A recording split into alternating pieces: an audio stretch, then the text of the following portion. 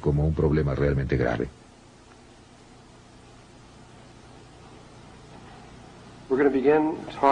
Vamos a comenzar a hablar acerca de otro tema, la historia del mundo y cómo se relaciona al tiempo presente. La situación que ocurrió y por la que nos encontramos en el mundo, que no se desarrolló por azar. Ocurrió cosas que necesitamos recordar. La mayoría de nosotros, no todos, pero vamos a ponerlo así, cuando menos muchos de nosotros estuvimos allí y tenemos esa memoria. Pero este no es el punto. Realmente solo necesitan saber exactamente qué ocurrió para tener una comprensión de cómo se llegó a esta situación. Esta historia, por supuesto, no la podrán encontrar en libros de historia, porque los libros solo abarcan 6.000 años y necesitamos retroceder como 450.000 años para el comienzo de todo esto. Las historias que les voy a contar son una combinación. Originalmente esto se dio por primera vez hace 8 años. Eran nada más las historias como las dio Todd. Cuando Todd se fue hace un par de años, supe de Zecharia Sitchin y leí sus trabajos y hallé que sus trabajos y los de Todd se complementaban casi perfectamente. Simplemente no podía ser una coincidencia. Era asombroso lo cerca que estaban el uno del otro. Y muchas cosas de las que Todd mencionaba, como que hubo gigantes en la tierra, y no explicaba quiénes eran, aquí sí estaban explicadas.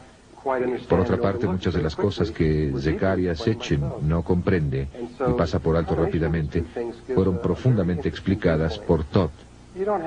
De esta forma, la combinación de esto resulta en un punto de vista muy interesante.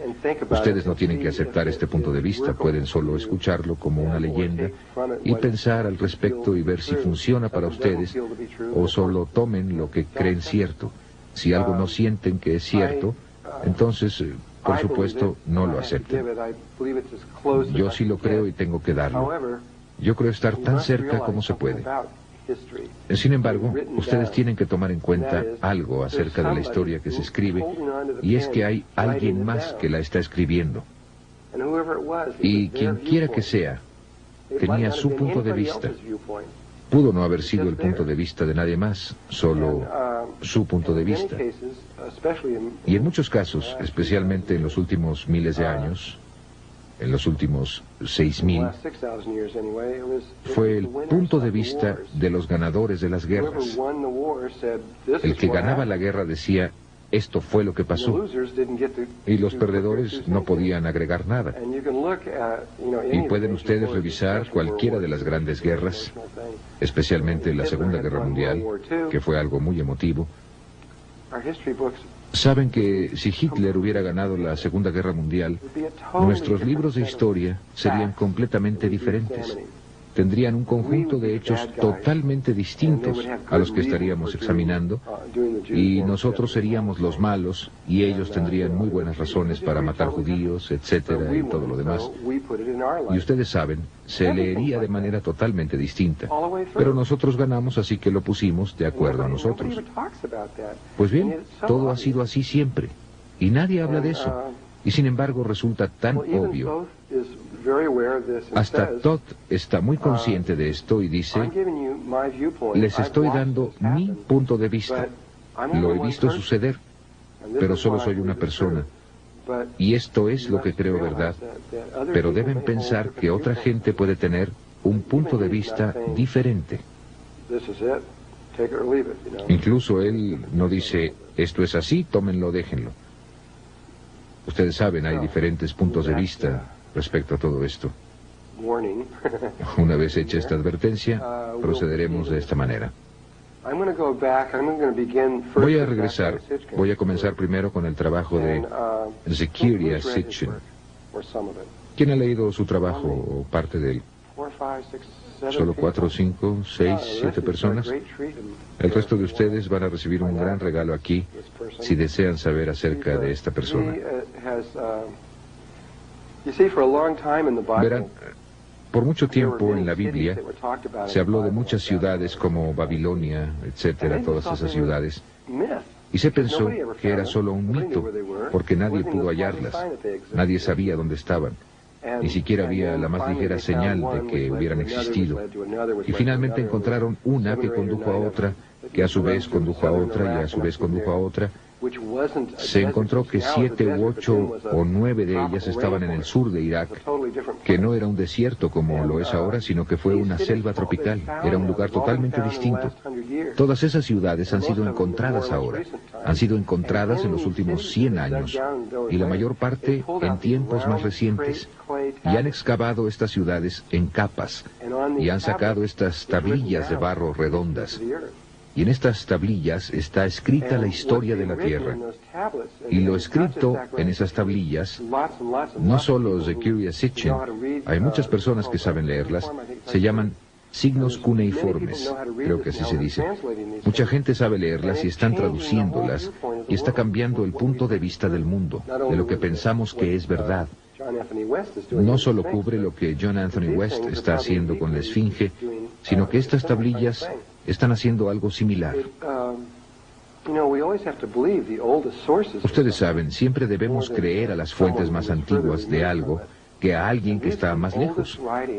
Y estos son los escritos más antiguos que tenemos. Y están hablando de algo que nos es muy difícil creer. Es tan extravagante en tantos niveles que los científicos tienen muchas dificultades en aceptarlo. Por otro lado, si fuera algo no tan extravagante, lo habríamos aceptado inmediatamente, porque la fuente es tan antigua.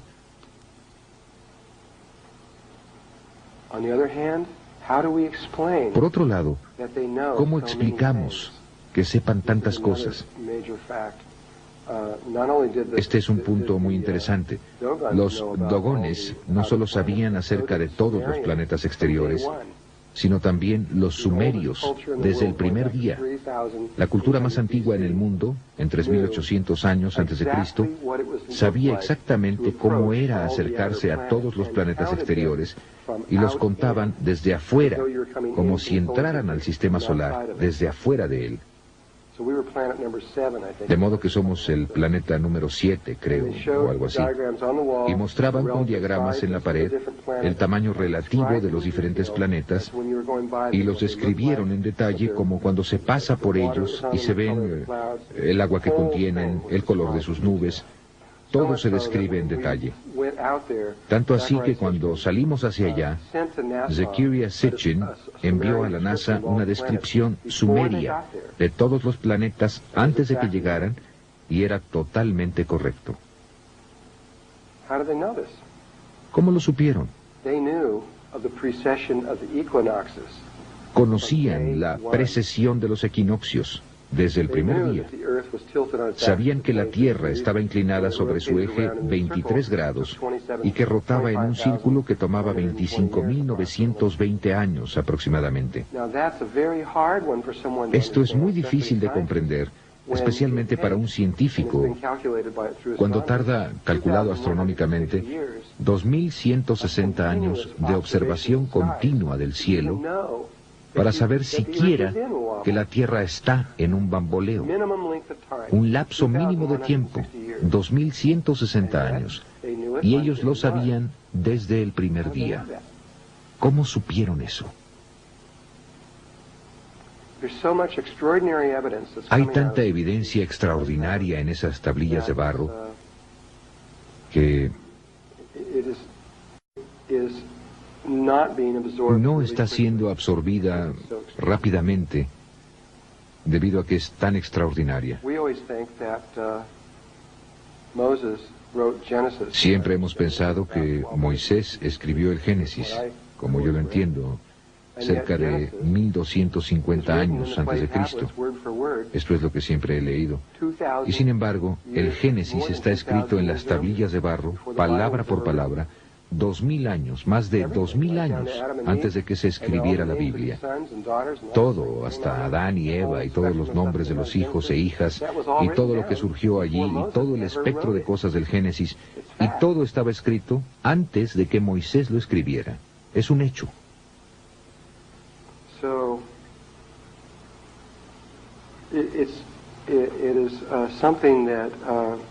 Así que es algo que, quiero decir, puedo comprender que se mueven tan lentamente al respecto porque es algo profundo. Pero más profundo que todo eso es la historia que los sumerios cuentan. Están hablando de un tiempo tan antiguo. Comienzan como por... Creo que la historia comienza hace varios miles de millones de años, cuando la Tierra no estaba aún formada. De hecho, la Tierra estaba formada, pero de acuerdo a ellos, no era la Tierra como ahora la conocemos, sino que era un gran planeta llamado Tiamat. Y Tiamat tenía una gran luna que estaba destinada a convertirse en planeta, de acuerdo a los registros sumerios. Y había otro planeta en nuestro sistema solar que no conocíamos, según ellos. A este planeta, los babilonios lo llamaban Marduk, y de alguna manera quedaba allí. Pero ¿cuál es el otro nombre? Nebaru. Este fue el nombre sumerio para este planeta. Era un planeta enorme que iba en retrogrado con el resto de los planetas. Todo el resto de los planetas están en este plano, moviéndose de esta manera, y este va en otra dirección. Pasa por la órbita de Marte y Júpiter. Y si el Sol estaba así, este es el Sol. Y si el Sol estuviera aquí, y tenemos a Mercurio, Venus, Tierra, Marte, Júpiter, se están moviendo así, en contra de las manecillas del reloj, de esta manera, y este entraba así, y era enorme, y se movía entre Marte y Júpiter, mientras que el resto de ellos iban así, este venía en dirección opuesta.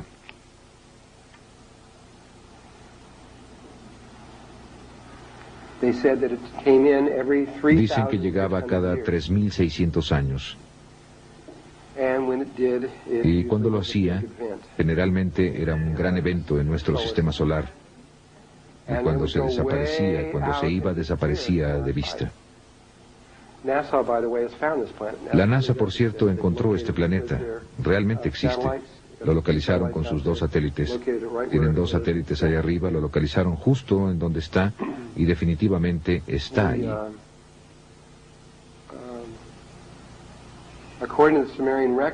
De acuerdo con los registros sumerios, hace mucho tiempo había otro planeta en donde la Tierra está ahora. Realmente estaba entre Marte y Júpiter en aquel entonces, y era Tiamat. También era un planeta enorme, y un día venía, como destinado, Nebaru, venía por aquí, y casi chocan, y una de las lunas de Nebaru golpeó contra Tiamat y le arrancó como la mitad. Quiero decir, le arrancó la mitad al planeta. Y de acuerdo con los registros sumerios, el gran pedazo, junto con la luna mayor, se quedaron despegados y se pusieron en órbita entre Venus y Marte y se convirtieron en la Tierra. Y el otro pedazo se quebró en millones de piezas y se convirtió en lo que los registros sumerios llaman la pulsera martillada, que es el cinturón de asteroides entre Marte y Júpiter, la que mucha gente ha tratado de explicar como otro planeta por la cantidad de materia que hay por allí. Pero de acuerdo con los antiguos registros, realmente era parte de la Tierra en un tiempo. Y esto es lo lejos que van los registros sumerios. Pasando por todo, hablan de toda clase de cosas, aquí hasta que comienzan en un punto a hablar sobre Nebaru, que que está habitada por seres conscientes, llamados Nefilim. Este es su nombre. Y que los Nefilim son muy altos. Las mujeres miden de 3 a 4 metros y los hombres como de 4 a 5 metros. Y viven vidas extremadamente largas. No son inmortales, pero viven como 360.000 años en una vida, de acuerdo con los registros sumerios. Y luego mueren.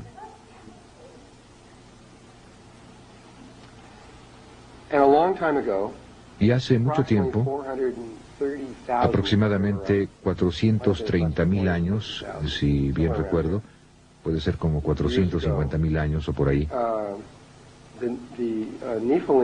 los Nefilim comenzaron a tener problemas con su planeta, problemas atmosféricos muy similares, como el problema de ozono actual en nuestro planeta. Y sus científicos decidieron que la solución, que es una solución muy similar a la que nuestros científicos han decidido hacer para nuestro ozono, que es poner partículas de polvo en el ozono para filtrarlo. Solo que ellos tenían un problema distinto. Estaban tan lejos del Sol que necesitaban el efecto invernadero. Necesitaban mantener el calor adentro. Y como estaban perdiendo su temperatura y calor, decidieron poner partículas de oro en el cielo que reflejarían la luz y la temperatura como un espejo hacia la atmósfera superior. Entonces iban a obtener grandes cantidades de oro y lo iban a pulverizar en probablemente de tamaño de 2 o 3 micras y suspenderlo en el espacio allá arriba, con lo que lograrían esto. Y esto es un registro sumerio. Estos son seres antiguos que hablaban de esto. Esto no es viaje a las estrellas o algo así. Esto está fuera de... Digo, es increíble. Por esto es que ha sido tan lento en salir, pero allí está en los registros. Entonces buscaron, tenían la capacidad de viajar espacialmente, aunque no estaban mucho más avanzados de lo que nosotros estamos ahora. Estaban como en el mismo nivel en el que estamos nosotros. En los registros sumerios se muestra cómo sus naves espaciales están bajando con flamas saliendo de atrás. Son naves cohete. Digo, su nivel de nave espacial es tan rudimentario como puede serlo, y esto es lo que tenían. De hecho, estaban tan poco avanzados que tenían que esperar hasta que la nave estuviera cerca de la Tierra antes de que pudieran usar los cohetes para llegar aquí. No podían despegar a cualquier hora. Tenían que esperar a dar la vuelta hasta que estuvieran cerca para poder hacerlo. Así que buscaron por todo, no podían salir del sistema solar, y buscaron por todos los planetas que hay aquí, y encontraron que la Tierra tenía grandes cantidades de oro. Y enviaron un equipo de personas para acá, hace más de 400.000 años, con un solo propósito: venir y sacar oro. Elegidos por 12 miembros, que eran estos 12 jefes, junto con, creo, 400 miembros o algo así, el número exacto no es importante, de trabajadores que vendrían y realmente harían el trabajo. Llegaron a esta área en el sur, pero primero llegaron al área de Irak y comenzaron a construir sus ciudades y cosas para construir sus asentamientos, pero no es aquí donde comenzaron a sacar el oro. A ver, ¿dónde estoy? Ah, estoy por acá, muy bien. En esta área, por acá. El primero por aquí. Y aquí es donde construyeron su primera ciudad, allá arriba. Y luego bajaron aquí en este valle específico, en el sureste de África, a sacar su oro.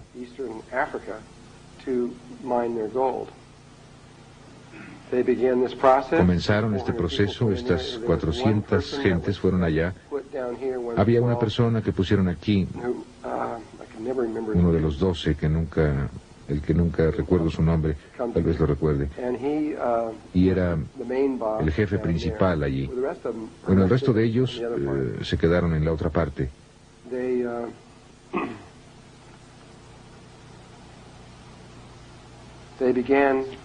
Y comenzaron a penetrar profundamente en la tierra y sacar grandes cantidades. Y luego cada 3.600 años, cuando Marduk o Nebaru llegaban, subían el oro al planeta y luego lo dejaban dar la vuelta y regresaban a su proceso de escarbar y seguir cavando. De acuerdo a los registros sumerios, cavaron durante largo tiempo, más de 100, 150.000 años, no sé el tiempo exacto, y no estoy de acuerdo con su fecha. Sitchin llegó a esta fecha no directamente a través de los registros sumerios, sino calculando cuánto tiempo pensaba que debía ser, y llegó a un periodo de como 300 y tantos miles de años.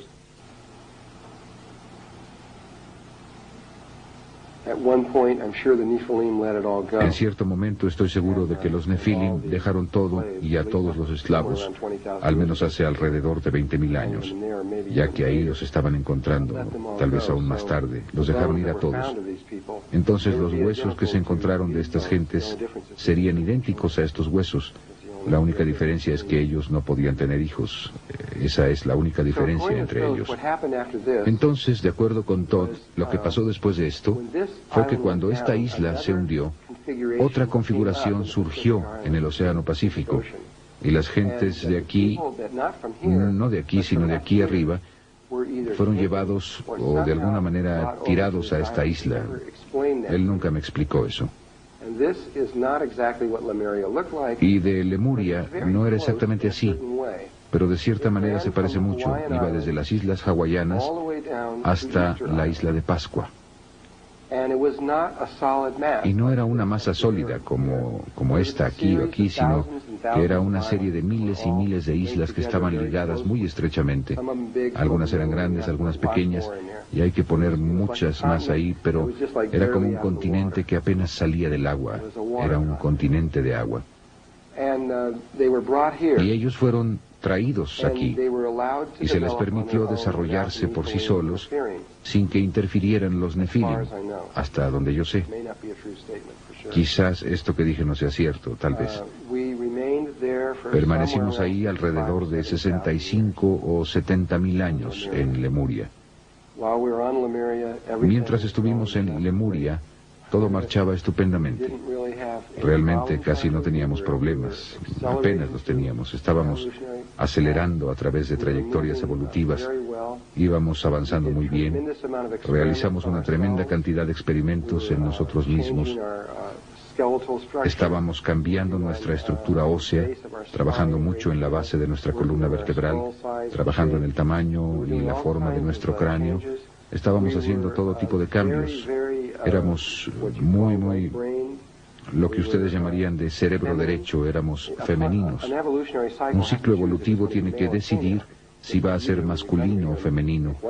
Igual que ustedes cuando vienen aquí, tienen que tomar una decisión. Y nos estábamos volviendo femeninos, nuestra raza se estaba volviendo femenina, y nosotros éramos, para cuando Lemuria se hundió, equivalíamos aproximadamente a una niña de 12 años. No voy a mencionar muchas de las cosas que él dijo. Realmente no es importante, no muy importante. Los restos de esto, bueno, en primer lugar, el hecho de que esto estaba ahí quedó muy bien establecido desde 1910.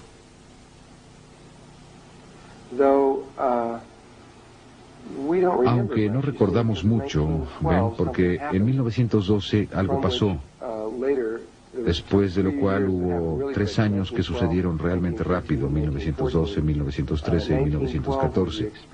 En 1912 se llevaron a cabo los experimentos que fueron similares a los experimentos como el de Filadelfia, de los que hablaremos posteriormente. De hecho, hicieron el experimento en 1913, que yo creo que fue lo que provocó la Primera Guerra Mundial en 1914. Después de eso, ya no volvimos a ser los mismos. Y antes de la Primera Guerra Mundial, El patrón de crecimiento era muy similar a lo que está pasando ahora. La gente estaba extremadamente interesada en el trabajo espiritual y en el trabajo psíquico y en la meditación y en entender el antiguo pasado y todas las demás cosas similares. Había personas como Charles Churchward y Le Bussian de Francia que estaban estudiando la Atlántida y Lemuria, y había muchas cosas muy similares que estaban pasando. Llegó la Primera Guerra Mundial y nos dormimos y no despertamos hasta los 60. Y empezamos a despertar otra vez. Pero las pruebas que tenían en 1910 eran muy extraordinarias de que este continente estaba ahí y tenían que ver con el coral. El coral solo puede crecer 50 metros debajo de la superficie del agua. Y encontraron, frente a la costa de América del Sur, en el área de la isla de Pascua, que probablemente en aquel entonces estaba mucho más elevada, y a propósito el fondo del océano se eleva y cae frecuentemente. Tal vez no lo sepan, pero el océano Atlántico se elevó más de 3 kilómetros hace poco, en 1969, en enero de 1970. Y esto lo pueden consultar en la revista Life, que el fondo... En diciembre de 1969, el fondo del océano frente a la costa, frente a en el área de las Bermudas, frente a esto, todas estas islas empezaron a subir. Muchas de ellas, 30, 40, 50 islas, salieron a la superficie. Algunas todavía están ahí. La mayoría se volvió a hundir. Y ese fondo había estado a una profundidad de más de 3 kilómetros antes de esa fecha. Entonces, también cuando leemos a Platón, y él describe a la Atlántida, y ellos hablan acerca de sus naves, y no es tan solo la Atlántida, sino toda el área más allá del estrecho de Gibraltar, saliendo del Mediterráneo. Ellos tenían muchos problemas para ir a ciertas áreas en el océano, porque el agua solo tenía de 3 a 5 metros de profundidad, y a veces incluso menos que eso. Y chocaban con lodo y tenían que ser muy cuidadosos al entrar a esa área. Y ahora está muy profundo. Las cosas cambian mucho. De todas formas, en 1910, sospecho que esta área estaba más alta porque podían ver estos anillos de coral por toda la superficie del fondo oceánico al irse alejando de la isla de Pascua. Y midieron los anillos de coral. ¿Cómo? No lo sé. O tal vez lo calcularon. Pero fueron calculados o medidos a una profundidad de 600 metros. Esto quería decir que originalmente los anillos de coral tenían islas en el centro, porque los anillos tenían que estar en la superficie. Y si estaban a 600 metros de profundidad, eso quiere decir que, debido a que solo pueden crecer hasta los 50 metros, se hundieron muy lentamente.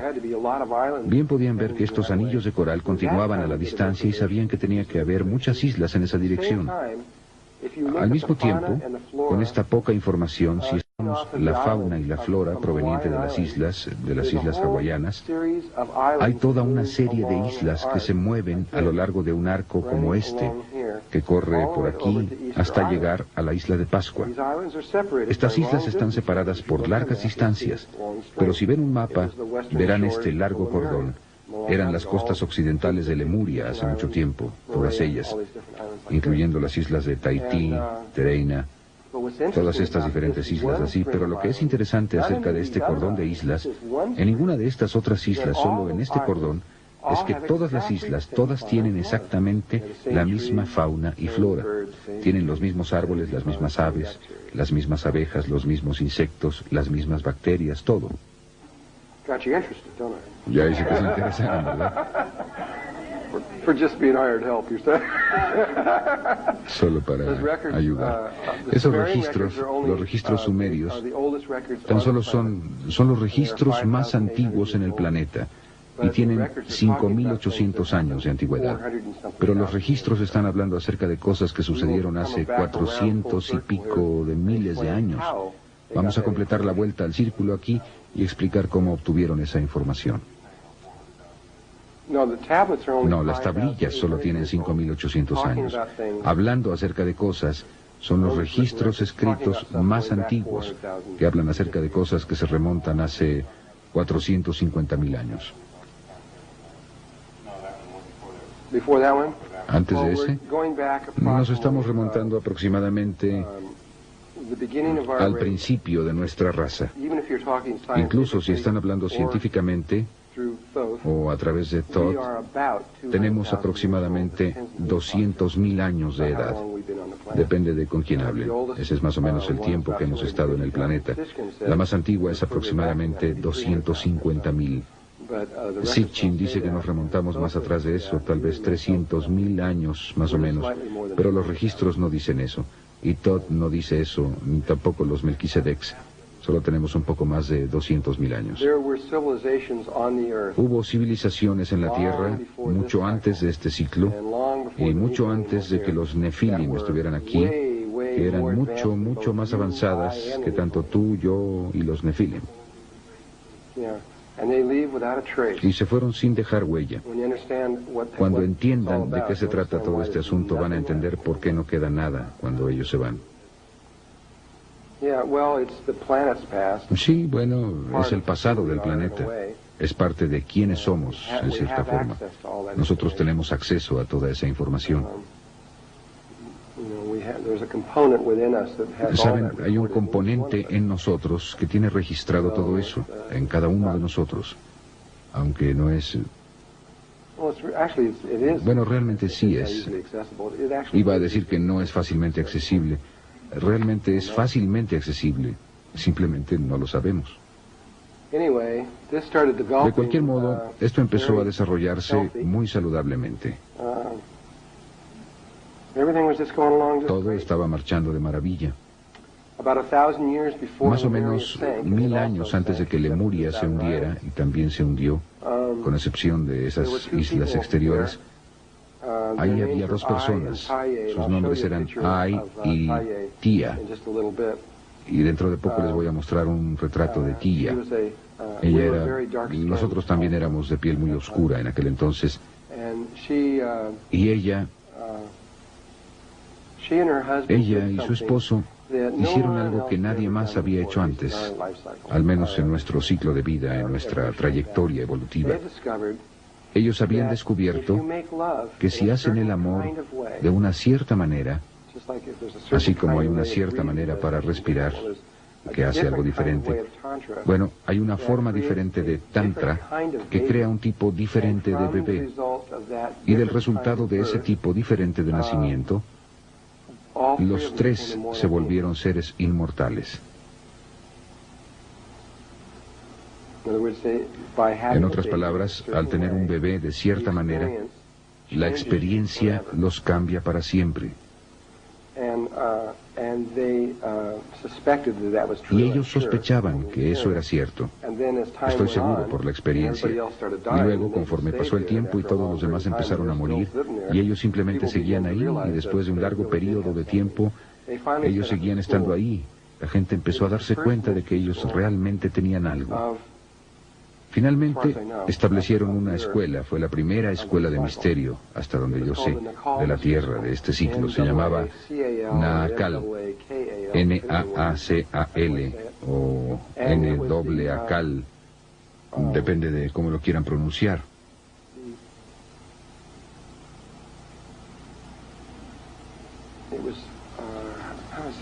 Y él era, como dicen, simplemente estaban tratando de enseñar cómo hacer esta cosa que llamamos resurrección o ascensión por medio del Tantra.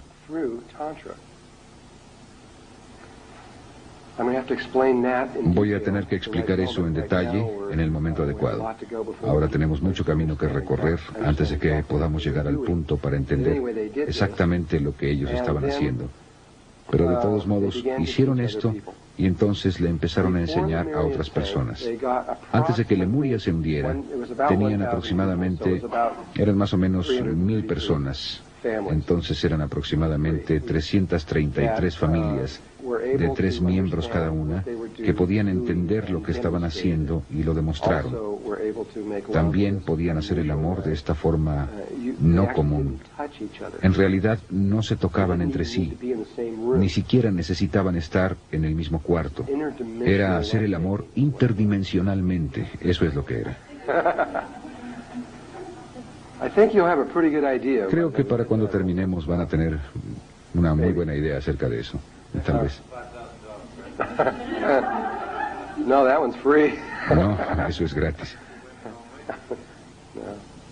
No. No. Entonces, ellos aprenden cómo hacer eso.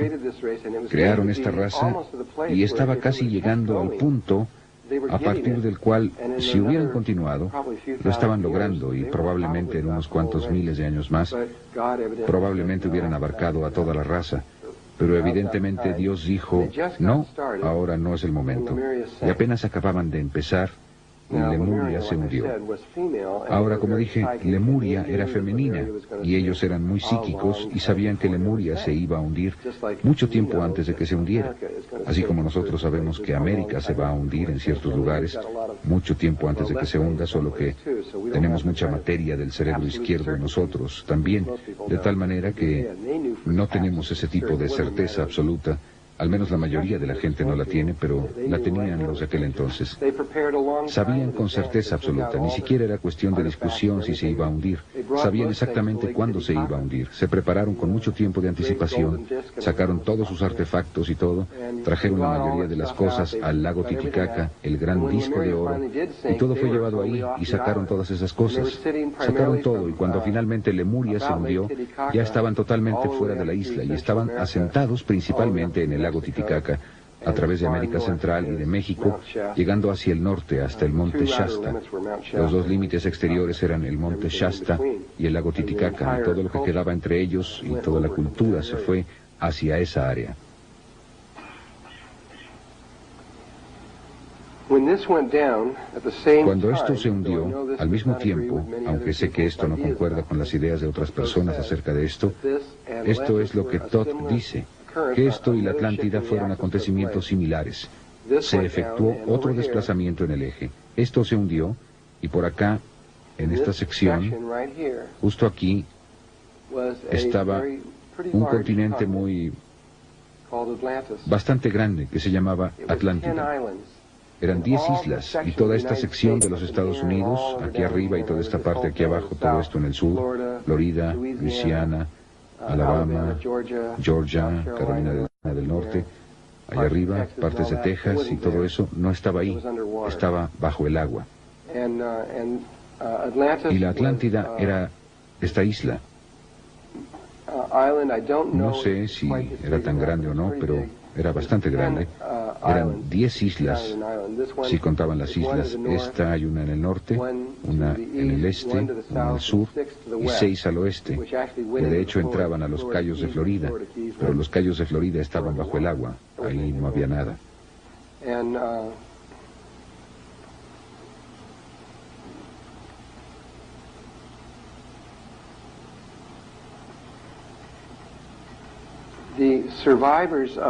Y los sobrevivientes de la escuela de misterio Naacal, los seres inmortales, se trasladaron y, de acuerdo con Todd, volaron.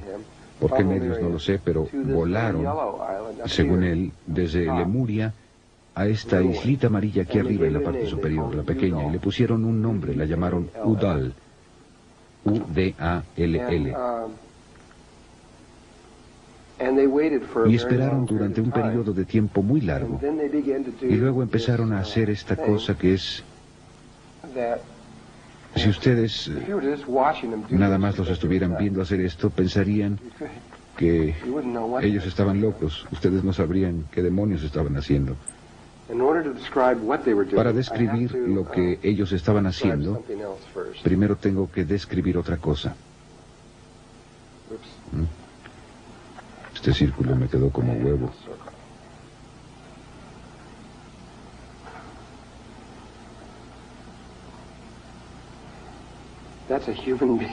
Ese es un ser humano desde la cabeza viendo hacia abajo. Ahí está la nariz. Y es calvo.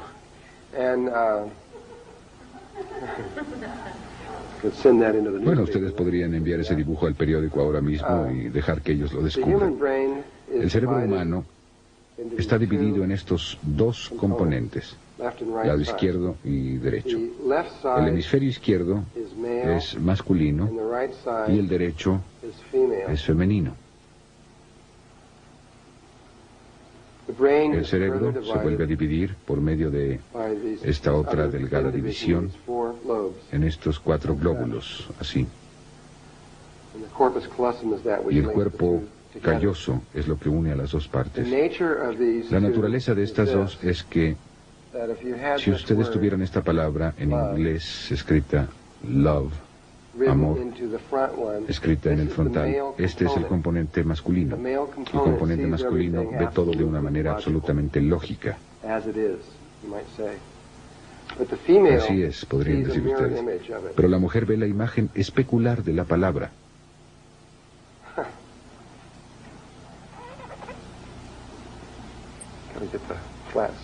Tengo que dibujar ese lado plano correctamente. Aquí. Ahí está la palabra. La mujer ve eso. Entonces, cuando el hombre ve su lógica, la lógica de ella dice, aquí no hay lógica. Y ella lo ve y dice, es demasiado lógico. Son tan solo imágenes especulares, una de la otra, como si hubiera un espejo entre ellos. Pero el hombre tiene un componente dentro de sí mismo que se ve así, que es una imagen especular de esta forma. Y después hay otra imagen especular que va así, de la mujer, que es una imagen especular de esta, y esta es una imagen especular de aquella. Entonces es como si hubiera 4 espejos, cada uno reflejando al otro en estas 4 formas posibles. Esta es completamente lógica, y posteriormente, cuando veamos las geometrías, ustedes verán que el cerebro masculino está compuesto del triángulo y del cuadrado, o el tetraedro y el cubo.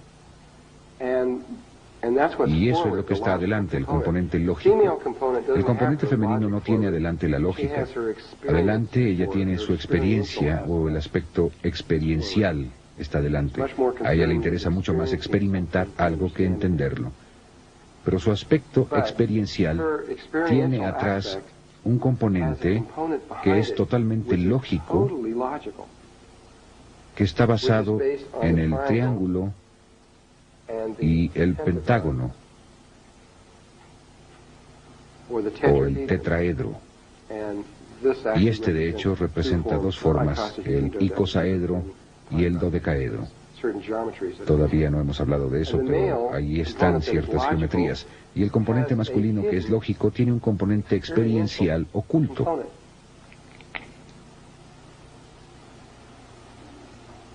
Entonces, esto también es como una imagen especular de atrás hacia adelante de esta forma. Así es como estamos hechos, de acuerdo con Todd. Él es quien me dio este concepto e idea. Y hay un camino que atraviesa de esta manera de lógica, y un camino entre lo masculino y lo femenino que va de esta manera de experiencia.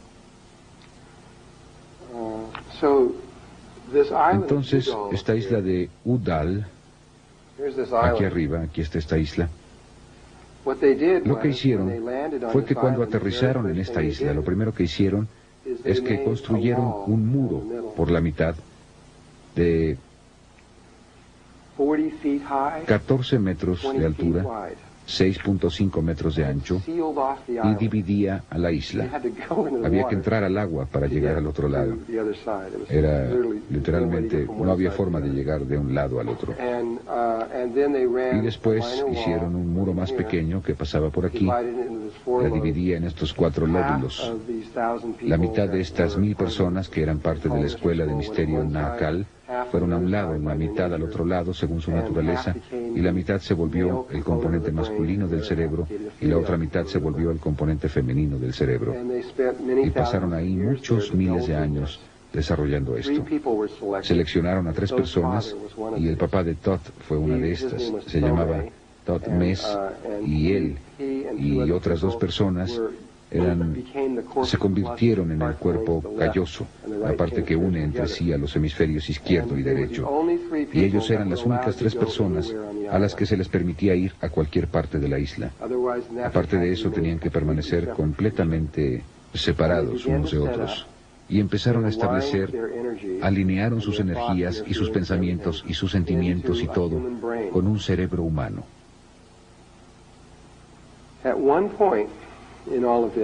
En cierto momento de todo esto, en la superficie de la Atlántida, ellos proyectaron sobre la superficie el árbol de la vida. De hecho, lo que realmente hicieron fue hacer el que tiene 12. Uno de los puntos estaba aquí y uno abajo, pero solo había 10 componentes, que es el árbol con el que estamos familiarizados, el que realmente estaba en la superficie de la Atlántida. Ellos proyectaron este árbol, aunque se extendía a lo largo de cientos de kilómetros sobre la superficie de esta tierra. La exactitud, de acuerdo con Todd, era la exactitud de un átomo. Entonces, los puntos del árbol estaban con esa exactitud sobre cientos de kilómetros. Y en un punto en el cual, algo que no acabo de entender, pero todo lo que puedo hacer es decirlo, en un punto el cerebro de la Atlántida insufló la vida en el árbol de la vida, en la superficie de la Atlántida, lo que hizo que estos vértices de energía empezaran a girar y salir de la Tierra. Entonces, en la superficie principal de la Atlántida, tenían el árbol. Algo más o menos así.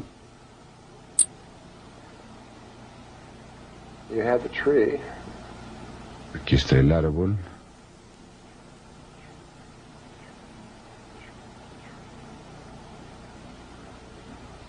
Sí, así más o menos. Estaba sobre la superficie, aquí con estas líneas dentro de él, y estos vértices empezaron a girar saliendo de él. Entonces, tenían un vértice giratorio saliendo de cada una de estas cosas.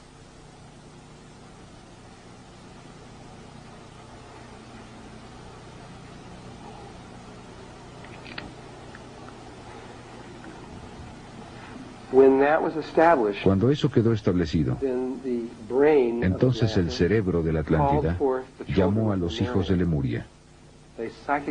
Los llamaron psíquicamente, y millones de estos seres que estaban a lo largo de América del Sur y de América del Norte empezaron a ser atraídos psíquicamente, y se realizó una gran migración en la que todos ellos empezaron a moverse hacia este lugar y hacia la Atlántida. Sin embargo, debido a que el cuerpo lemuriano solo había alcanzado los 12 años de edad, no había completado todos los... No era un adulto, entonces no tenía en funcionamiento todos sus centros.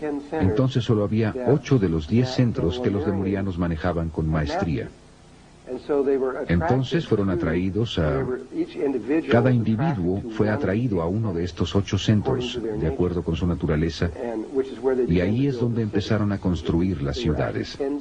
De hecho, había 10 ciudades en la Atlántida, y los registros mayas dicen muy claramente que así era.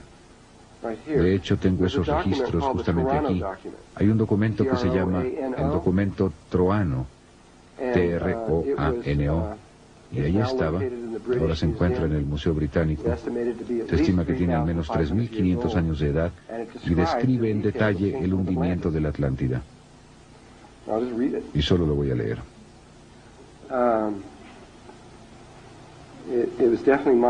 Definitivamente era maya. Contiene una narración auténtica del cataclismo. Esto es de acuerdo con Le Bussien. Y está... Sí, dije que estaba en el Museo Británico, ¿verdad? Esto es lo que dice. En los años 6 con, en el 11º molusco, en el mes Sac, hubo unos temblores terribles que continuaron sin interrupción en el 13º Chin. El país de los cerros de lodo, la tierra de Mu, fue sacrificada, sufriendo un doble cataclismo. Repentinamente desapareció durante una noche. La cuenca era agitada continuamente por fuerzas volcánicas. Debido a que estaban confinadas, estas hicieron que la tierra se hundiera y elevara varias veces y en varios lugares. Por fin la superficie cedió y 10 países fueron desgarrados y dispersados. Incapaces de resistir las fuerzas de las convulsiones, se hundieron con sus 64 millones de habitantes.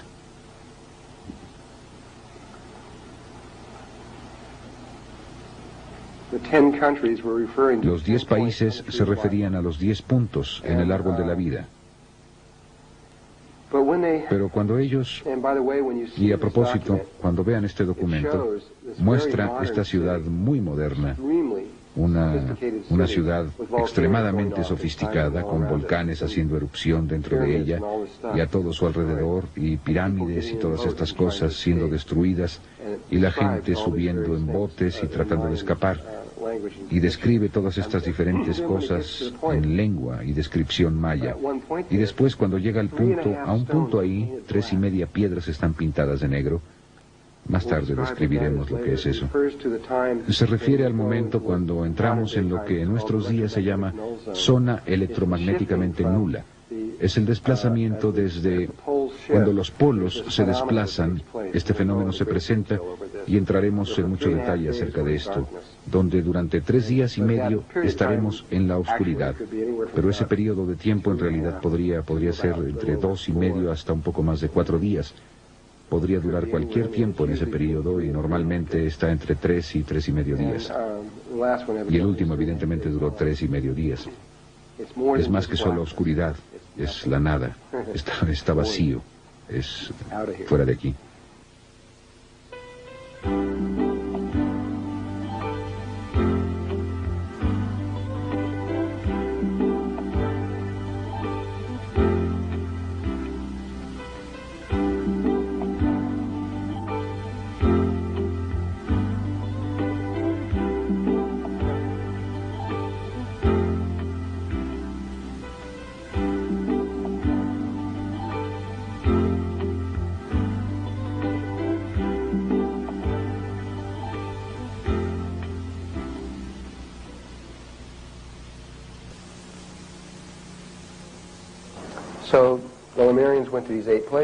De modo que los lemurianos fueron a estos 8 lugares.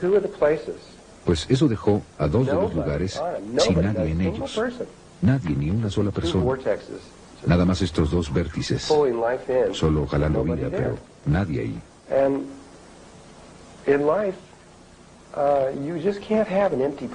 Y en la vida no puede tenerse un lugar vacío. La vida simplemente lo llena, lo hará, encontrará la forma. A mí siempre me gusta usar el de la autopista. Si están siguiendo a alguien justo detrás, eso no deja que esa persona se les adelante un poco o demasiado. Alguien llenará ese lugar. Es lo mismo. Si ustedes hacen algo en la vida, si dejan un lugar para la vida entrará y lo hará. Y eso es exactamente lo que pasó. Ahora, esto es de acuerdo con Toth. Él dice que 2 razas extraterrestres llegaron en ese momento, no una, sino 2 completamente diferentes. La primera, dice, y no sé de dónde vinieron, dice, eran los hebreos. Él dice que venían de fuera del planeta. ¿De dónde vinieron? No lo sé en absoluto. No lo dijo. Dijo que fallaron en su... Eran como una especie de niño que cursó el 5º grado y no pasó, y tuvo que repetir otra vez el 5º grado. Fallaron al entrar, de pasar al siguiente nivel de evolución, y tuvieron que repetirlo. Y tenían permiso legal para entrar en nuestra trayectoria evolutiva en ese momento. Trajeron con ellos, de acuerdo con Toth, muchos conceptos e ideas de los que todavía no teníamos idea, porque no habíamos entrado en esos niveles de conciencia. En otras palabras, eran como un niño que ya había pasado por el asunto de las matemáticas. Sabían qué era lo que venía y todo eso. Así que trajeron todas estas cosas de las que nosotros todavía ni siquiera sabíamos. Realmente no había problema con ellos, y probablemente no habría problema hoy. Probablemente no hubiera habido ningún problema en lo absoluto, excepto que la última raza que llegó es la que tenía el problema. Realmente no fuimos nosotros. Lo que se ha desarrollado, que está ahora como ha llegado al mundo, en la situación que se ha desarrollado en el mundo. Esta última raza, y esto va a sonar extraño, especialmente cuando estoy diciendo esto hace 8 años, era una raza de seres que llegaron de un planeta muy cercano llamado Marte. According to Thoth, Y de acuerdo con Todd, Marte era un planeta que se parecía mucho a la Tierra hace un poco menos de 1 millón de años. Era muy hermoso, tenía océanos y agua y árboles. Es simplemente fantástico. Miren, desde que creamos este mundo, por todo este experimento en el que estamos desde hace mucho tiempo, desde el mismo principio, habían habido 4 veces en las que alguien decidió hacer algo que en la actualidad se llama la rebelión de Lucifer, aunque sucedió 3 veces antes. Otras 3 personas, además de Lucifer, intentaron hacer lo mismo. Cada vez provocó un total caos en todo el universo. Simplemente total, un desastre total. Y durante el tiempo de Marte, hace años, fue la tercera rebelión, si quieren llamarla una rebelión.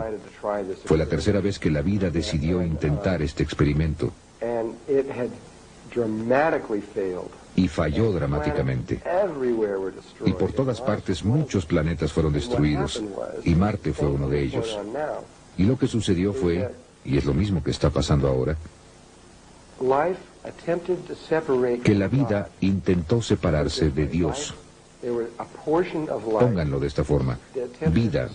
Había una parte de la vida que intentó separarse de toda la vida y crear su propia realidad separada.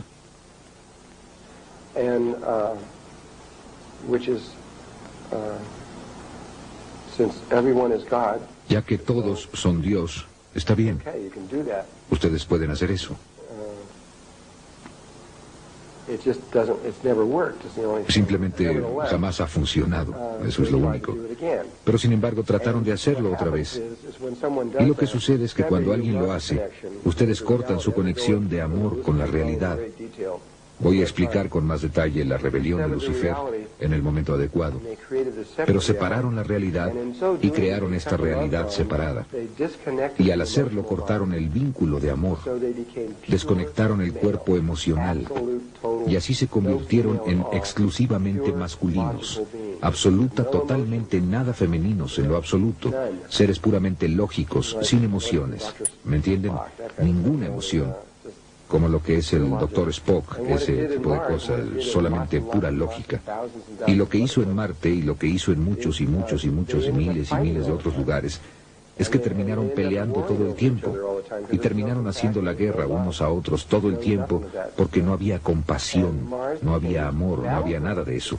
Y Marte se convirtió en este campo de batalla que simplemente continuó hasta que finalmente quedó muy claro que Marte no iba a sobrevivir. Finalmente volaron su atmósfera y destruyeron su planeta. Se perdió. Pero justo antes de que eso pasara, empezaron a hacer algo. Empezaron a construir estas enormes pirámides tetraédricas en Marte, de las que ustedes van a ver fotografías. Y entonces empezaron a construir estas pirámides de 3 lados, 4 lados y 5 lados. Y finalmente construyeron este complejo que fue capaz de crear una vida sintética, no viviente, un Merkaba sintético. Miren, pueden tener un ovni, que es un vehículo de espacio-tiempo, pero pueden tenerlo en un edificio igualmente, no importa. Y construyeron estos edificios que pudieron hacer esto, y crearon esta estructura que cuando se metieron en ella, pudieron ver hacia adelante y hacia atrás en el tiempo y espacio a tremendas distancias.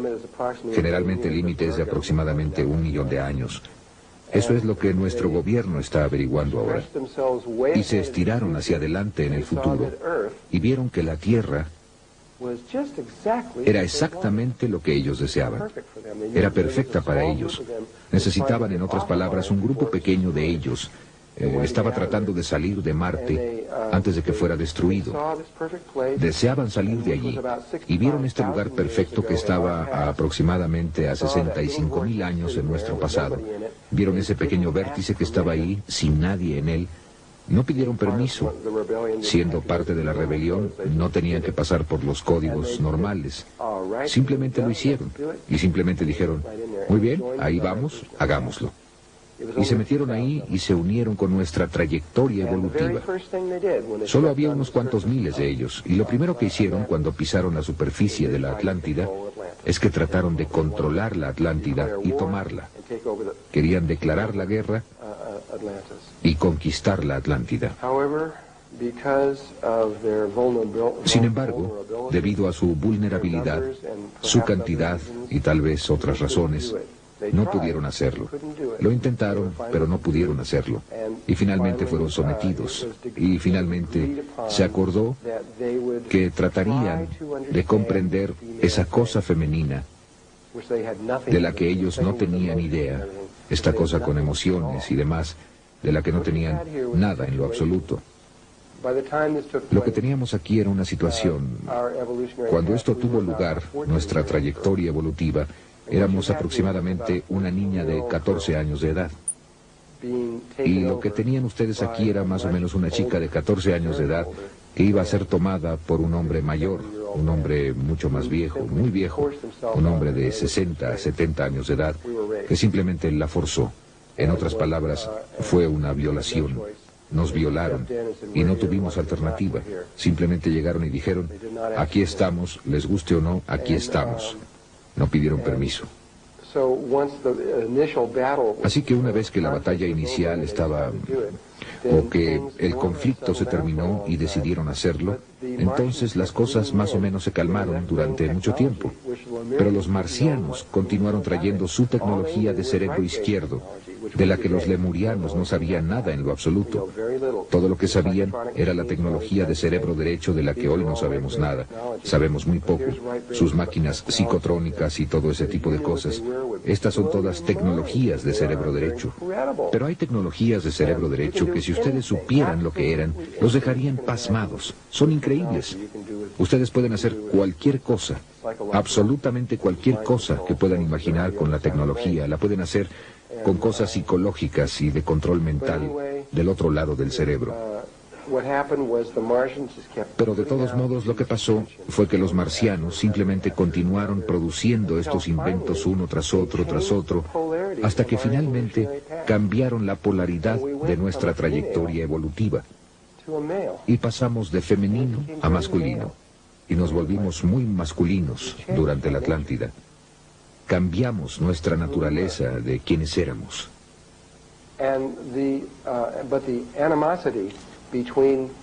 Pero la animadversión entre los marcianos y los lemurianos, y voy a poner a los hebreos junto con los lemurianos, la animadversión entre los marcianos y los lemurianos nunca cesó, sino hasta el mismo final.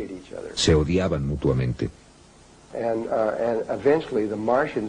Y finalmente los marcianos tomaron más control de todo muy lentamente siguieron haciéndolo y haciéndolo hasta que obtuvieron el control sin batallas. Tenían todo el dinero, todo el poder, todo. Y los lemurianos, el aspecto femenino, básicamente fue simplemente reprimido. Y no era una situación de amor, pongámoslo de esa forma. Era un matrimonio que por lo menos al componente femenino no le gustaba. Y realmente no creo que a los hombres realmente les importara si les gustaba o no. Y esto siguió en esta forma durante mucho tiempo, hasta que aproximadamente...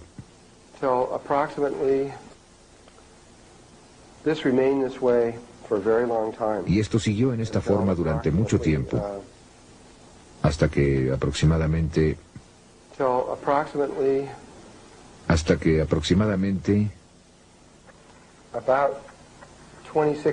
hace como 26.000 años fue cuando empezó.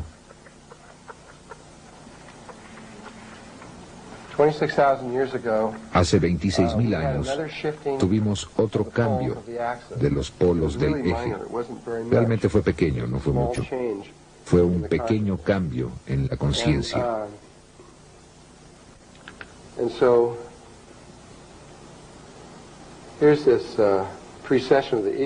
Y así es que aquí está esta precesión de los equinoccios y aquí están estos lugares justo aquí donde se lleva a cabo este cambio. Y aquí es donde estamos ahora. Regresaremos en el tiempo al mismo lugar en el que estamos justo ahora, exactamente hoy. Tan solo hace un ciclo estábamos en la Atlántida. Y en ese momento, los polos hicieron su pequeño cambio. No fue mucho, aunque la ciencia lo ha registrado. Definitivamente sabemos que tuvo lugar exactamente entonces. Todo eso ha sido establecido definitivamente. Y una pequeña pieza diminuta, no era así de grande, sino una pequeña pieza diminuta. Bueno, era grande, pero quiero decir, no era realmente grande. Probablemente era de la mitad del tamaño de Rhode Island o algo así. Cayó al océano y provocó una enorme cantidad de miedo en la Atlántida. Fue simplemente temor, porque pensaron que iban a perder todo el continente. Así que simplemente se quedaron como temblando en sus zapatos durante mucho tiempo. Y lentamente este temor empezó a ceder y lentamente pasaron 100 años y todavía tenían miedo. Se necesitaron 200 años para que el temor desapareciera y volverían a sentirse seguros. Y probablemente estaban por ahí, tal vez algo así, o quizá ni siquiera tan lejos, y finalmente se relajaron. Pero el recuerdo de eso aún estaba allí.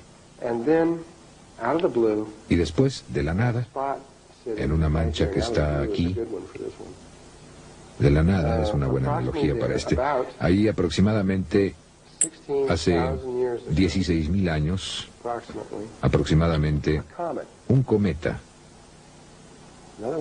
otro de estos cometas. Últimamente hemos tenido muchos de ellos. Ustedes, amigos, no saben acerca de todos ellos porque la mayoría se han mantenido en secreto, pero ha habido muchos cometas que han estado entrando, causando una asombrosa cantidad de interés y temor a niveles gubernamentales. Este cometa entró y mientras todavía estaba lejos en el espacio, los habitantes de Atlántida tuvieron la capacidad para saberlo. Eran en cierta forma más avanzados de lo que estamos ahora tecnológicamente. Pudieron presenciar su llegada. No kilómetros más, sino mucho más de donde estamos ahora, de todas formas. Tenían sus tecnologías de cristal que eran realmente muy buenas. Vieron que llegaba este cometa y en Lemuria empezó a ocurrir un gran conflicto porque los marcianos, que realmente eran la minoría, aunque tenían el control, deseaban destruirlo. Iban a utilizar tecnología láser y simplemente destruir al intruso. Y eso era lo que deseaban hacer. Pero había un movimiento enorme entre el aspecto lemuriano para no hacer eso. El aspecto femenino era, esto es Dios y simplemente debemos permitir que esto pase y simplemente permitir que suceda. Simplemente dejen lo que choque con la Tierra. Eso es lo que se supone que debe pasar. Era un punto de vista muy taoísta. Y los marcianos dijeron, no, vamos a hacer esto. Y los marcianos finalmente acordaron permitir que esta cosa chocara con la Tierra. Y entró silbando en la atmósfera y por poco no chocó con la Atlántida y pegó hacia el oeste, al frente de la costa oeste de la Atlántida, en un lugar que ahora se conoce como Charleston, Carolina del Sur. Solo que estaba en el agua, aunque cuando esa cosa cayó, de ahí en adelante ya no hubo agua. Muy rápido simplemente la dispersó. Y este era un pedazo grande y golpeó casi en el mero centro de Charleston, Carolina del Sur. Y los restos de eso ahora están esparcidos sobre 4 estados. Así que la ciencia definitivamente ha determinado que sí cayó ahí, y eso fue hace 16.000 años. Y todavía está allí, todavía están recogiendo pedazos de eso por todas partes. Bueno, ese cometa causó mucha de la destrucción de la Atlántida. Y el área donde estaban los marcianos, que estaba en esta área, al suroeste aquí, se rompió un pedazo grande y destruyó mató a muchos marcianos. Los marcianos fueron los que resultaron más lastimados, y así fue. Esa fue la gota que derramó el vaso. Y los marcianos simplemente dijeron después de eso que entonces ese fue el principio de todos nuestros problemas. Los marcianos dijeron, Todo se acabó. Es hora de divorciarse. De hoy en adelante haremos lo que nosotros queramos. Ustedes pueden hacer lo que quieran, pero nosotros dirigiremos nuestras propias vidas y vamos a hacer lo nuestro. Saben, de todo ese número. Y ya no vamos a escucharlos nunca más, ni ese tipo de cosas. Y por supuesto decidieron tomar la tierra. Y empezaron a hacer algo. Empezaron a crear los edificios que fueron creados en Marte. Lo único es que había pasado mucho tiempo, aún en tiempo terrestre, desde que habían hecho eso. Hablando acerca de qué diablos es eso, habían pasado casi 50.000 años más o menos desde que habían hecho esta cosa. Realmente no sabían bien cómo hacerlo, pero pensaban que sí. Y yo creo que había otros factores aquí que los hicieron fracasar. Pero construyeron los edificios, prepararon todo, e iban a crear otro Merkaba sintético, que si lo hubieran hecho y si hubieran podido controlarlo, habrían controlado el planeta sin problemas.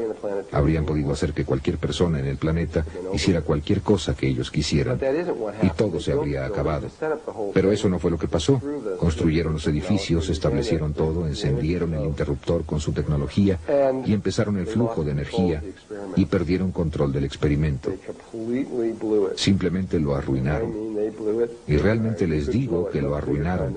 No podrían ustedes haberlo arruinado más de lo que ellos lo hicieron. Y lo que hizo es que empezó a abrir violentamente los niveles dimensionales de los niveles dimensionales inferiores de la Tierra. No los superiores, sino los inferiores. Esto se parecería mucho a los niveles dimensionales en el cuerpo humano. Son como una especie de membranas y piel, y las membranas entre el corazón y el estómago y cosas así. Así que si ustedes toman un cuchillo y abren su estómago, eso sería como abrir rasgando los niveles dimensionales de la Tierra. Tienen ustedes aspectos del espíritu que están separados de otros aspectos del espíritu mediante estas membranas dimensionales. Y ¿saben? Se supone que no se deben mezclar.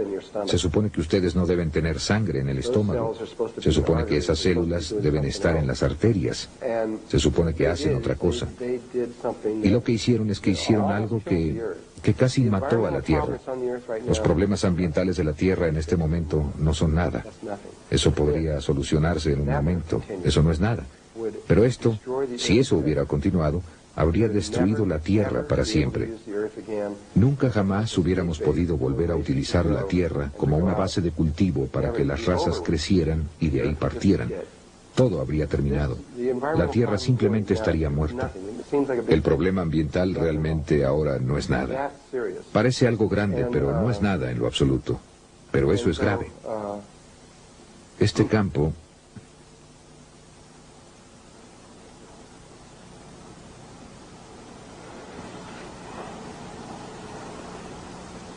los 1.600 de ellos, hasta ese entonces creo, hicieron todo lo que pudieron intentar para tratar de aliviar la situación. Trataban de sellar los niveles dimensionales, sacar a tantos de estos espíritus de las personas y regresarlos al mundo. Simplemente hicieron todo lo que pudieron en cada nivel que pudieron. Fue una catástrofe total, la catástrofe más grande que la Tierra probablemente haya visto. Trataron de sacarlos, sacaron a la mayoría, sacaron a muchos de ellos. No sé cuál fue el porcentaje. Aliviaron aproximadamente 90% o más de la situación, pero todavía había una parte grande aquí, y la gente todavía encontraba a muchos de estos seres extraños dentro de ellos. Y así es que la situación desde hace 16.000 años, después de ese tiempo, empezó a deteriorarse extremadamente rápido. Todos los sistemas de la Atlántida, podríamos decir, los sistemas financieros, los sistemas sociales, ya me entienden, todos los diversos conceptos de cómo debiera ser la vida, degeneraron y se derrumbaron por completo. El continente de la Atlántida se enfermó, y toda la gente se enfermó, y todos empezaron a tener estas enfermedades raras, y todos empezaron a enfermarse, y todo el continente entró en un estado de sobrevivencia. simplemente siendo capaces de vivir a través de este tipo de situación. Iba empeorando y empeorando y empeorando y empeorando, y después de aproximadamente 3.000, un poco más de 3.000 años, probablemente, tal vez fue la peor situación que la Tierra jamás enfrentó.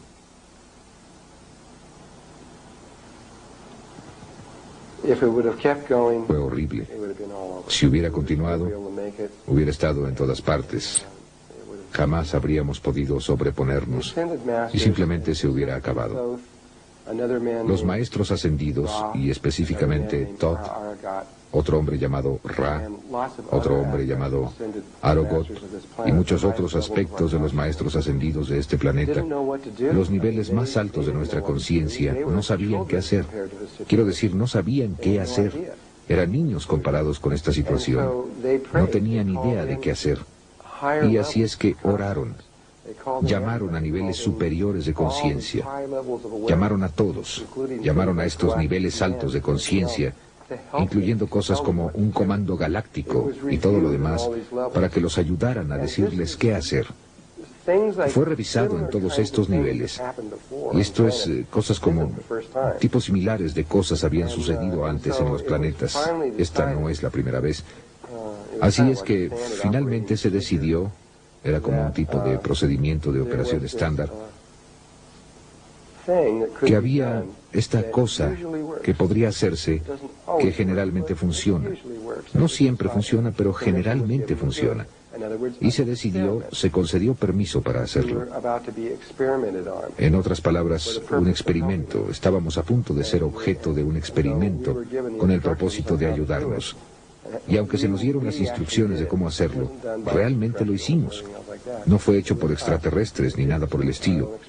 Fuimos solamente nosotros quienes hicimos esto, nuestros propios experimentos sobre nosotros mismos. Y empezó con estos 3 hombres que volaron a un lugar en lo que ahora es Egipto, pero en ese tiempo no era un desierto, sino una selva tropical, y que era, ahora es Egipto, que se llama la meseta Gaiship, que se llamaba la tierra de Kem, que quiere decir la tierra de los bárbaros peludos. Y fueron a ese lugar en particular porque iban a intentar hacer algo para tratar de salvar la situación en la Tierra. Y esto es lo que decidieron los seres superiores, que posiblemente ayudaría a solucionar nuestro problema. Sabían que íbamos a caer de la gracia, que íbamos a salir de este alto nivel de conciencia, y sabían que íbamos a caer muy abajo en el espectro de la vida. Entonces su única preocupación era averiguar alguna forma para que regresáramos al camino. Sabían que tenía que hacerse rápido. Tuvieron que esperar hasta este momento, de modo que tuvieron que esperar casi 4.000 años, hasta que este momento tuvo lugar aquí, antes de que pudieran actuar. Y entonces solamente tuvieron tanto así de un ciclo para completar todo. Y aquí es donde estamos ahora. Así que tuvieron que hacer esta cosa entonces, y tuvieron tan solo 12.500 años más o menos para poner todo en armonía y hacer que sucediera. No se podían tardar más que este tiempo, o nos destruiríamos a nosotros mismos.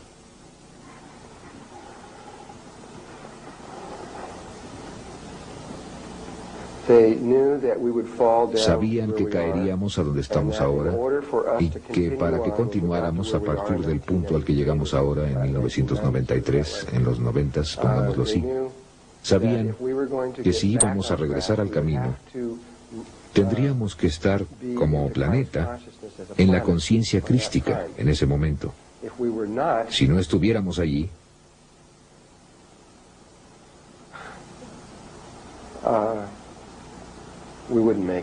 no lo lograríamos. No lo lograríamos en lo absoluto. Nos destruiríamos. Terminaríamos con todo. Pero honestamente creyeron que lo lograríamos. De hecho, no habrían obtenido permiso para hacer el experimento si no hubieran creído honestamente que lo lograríamos. No se puede mentirle al Comando Galáctico en lo absoluto. Así que realmente pensaban que sí iba a funcionar, aunque por poco. Así que el otro aspecto de esto es que estaban buscando una situación que aliviara toda la situación. No estaban preocupados por tratar de encontrar una situación en la que solo los marcianos se curarían, o solo los lemurianos sanarían, o parte de la Tierra sanaría. Buscaban una situación que sanara a toda la Tierra, a ambos lados.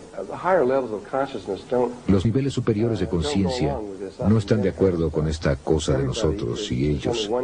Todo el mundo está... Solo hay una conciencia que se mueve a través de toda la vida. Y así que están tratando de encontrar una forma para que todo el mundo regrese a un estado de amor y respeto para los demás. Y sabían que la única forma en que podrían hacerlo era regresarnos a la conciencia crística, y posiblemente continuaríamos a partir de allí. El único problema es que no podríamos hacer eso nosotros solos. Es totalmente imposible. Una vez que cayéramos aquí, pasaría un tiempo muy largo antes de que fuéramos capaces de hacer eso de forma natural.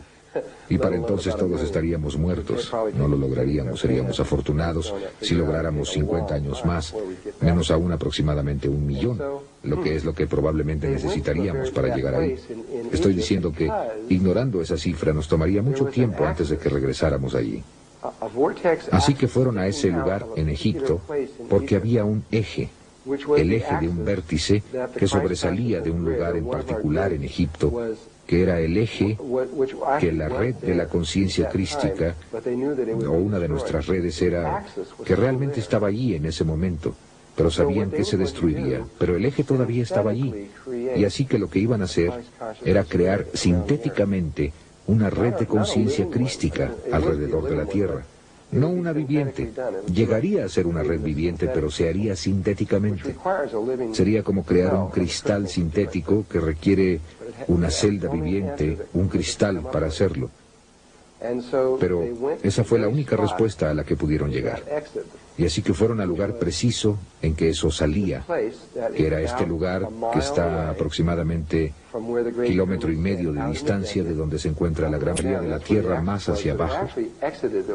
Ahí era donde estaba el eje, pero realmente salía de la Tierra, aproximadamente aquí. Así que esta es la parte que realmente salió de la Tierra. Y entonces, una vez que hicieron eso, construyeron un edificio pequeño justo aquí, de piedra, que era el rectángulo áureo. Y después aquí construyeron la gran pirámide, y el ápice de esa pirámide quedó asentado exactamente en esta espiral. Recubrieron el centro del agujero con la cara sur de eso y la cara norte de la gran pirámide impecablemente. Ha asombrado a gente que, ¿cómo lo llaman? Topógrafos que han visto esto. Aunque eso está a 1,5 kilómetros de distancia, no pueden ver el centro de ese agujero. La cara sur de ese muro, de ese edificio, y la cara norte de la gran pirámide no están desalineados en absoluto, es perfecta.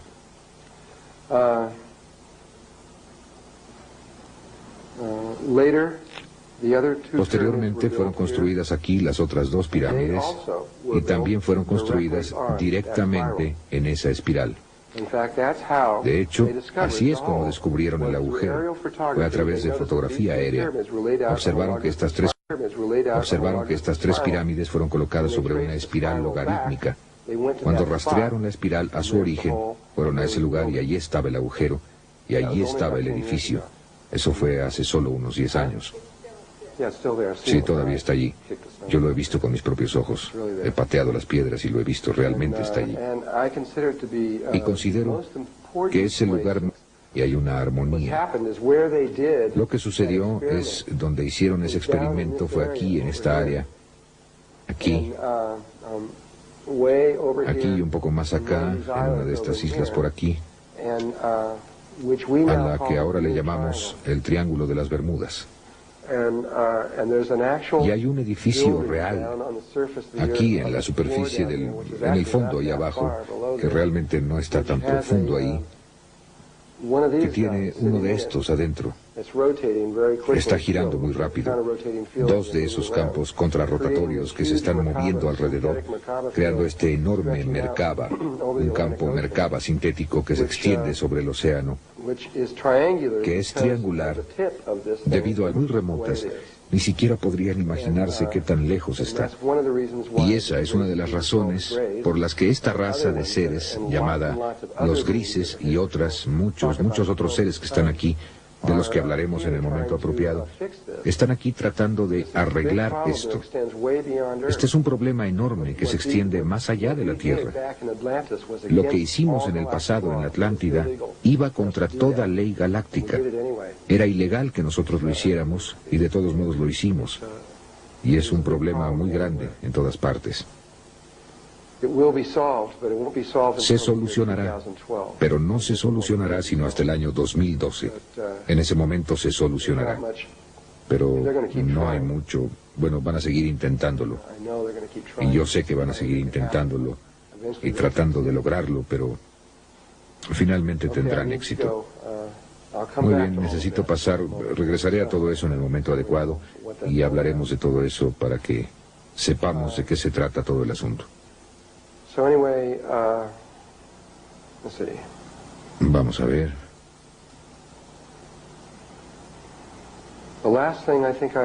De lo último que creo que estaba hablando ayer eran esas dos espirales que estaban aquí arriba. Salieron de ese lugar a donde llegó Tot y Ra y Arogot y llegaron e hicieron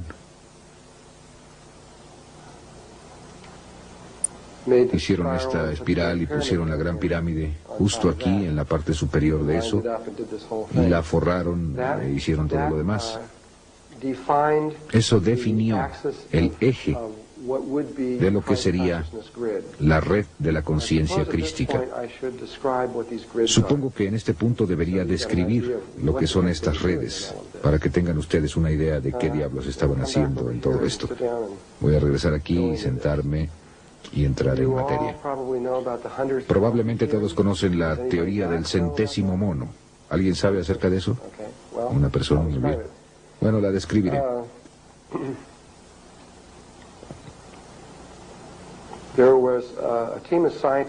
Había un equipo de científicos hace algunos años, probablemente hace 20 años o algo así, que estaban trabajando con un tipo en particular de monos que se encontraban en estas islas frente a Japón.